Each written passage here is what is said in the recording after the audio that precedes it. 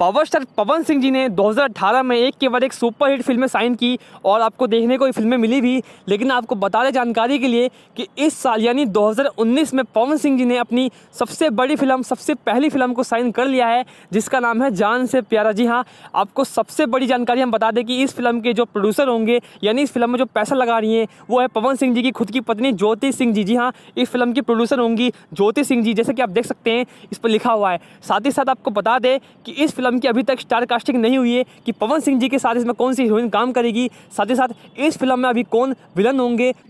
फिलहाल तो इस फिल्म के शूटिंग में अभी समय है और आपको बता दें कि बताया जा रहा है कि पवन सिंह जी इसमें आपको 6 पैक्स में नजर आएंगे। जी हाँ, पवन सिंह जी का इसमें आपको पैक्स देखने को मिलेगा, दमदार बॉडी देखने को मिलेगी। और इस फिल्म की शूटिंग को इसलिए थोड़ा देरी से शुरू किया जाएगा इस फिल्म की, यानी तब तक के लिए पवन सिंह जी अपनी बॉडी को खतरनाक से खतरनाक, अच्छे से अच्छा बना सके।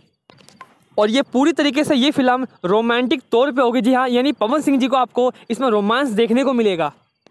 वैसे आपको ये पवन सिंह जी का लुक कैसा लग रहा है, क्योंकि ट्रेलर का लुक जो होगा वो यही होगा।